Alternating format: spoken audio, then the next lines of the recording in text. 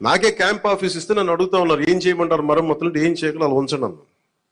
కొత్త ఫర్నిచర్ నేను కొనకండి, నేను తెచ్చుకుంటాను అవసరం అయితే. అలాగే మన సెక్రటేరియట్ నుంచి స్టాఫ్ వచ్చారు, మీకు ఈ మధ్యన అసెంబ్లీకి వచ్చారు కదా, మీకు జీతం ఈ 3-4 రోజులు కలిపి మీకు 35,000 వస్తుంది మీకు అని సంతకాలు పెట్టే మనస్కరించాలి. నేనేమనుకున్నాను, జీతం తీసుకొని పని చేద్దాం అనుకుంటే యాక్చువల్గా లోపలికి వెళ్ళి పంచాయతీ నిధులను చూస్తూ ఉంటే డబ్బులు లేవు పంచాయతీ శాఖలు. ఎన్ని వేల కోట్ల అప్పులు ఉన్నాయో తెలియట్లా.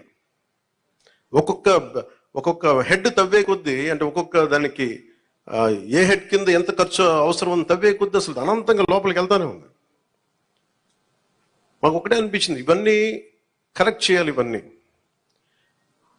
ఇంత అప్పుల్లో అటు మనకి పంచాయతీరాజ్ శాఖ ఉన్నప్పుడు నాలాంటూ డబ్బులు తీసుకోవడం చాలా తప్పు అనిపించింది. అందుకని వాళ్ళు చెప్పి నేను జీతాన్ని వదిలేస్తున్నాను, నా జీతాలు ఏం వద్దు, కానీ నా దేశం కోసం, మా నేల కోసం పని చేస్తున్నాను.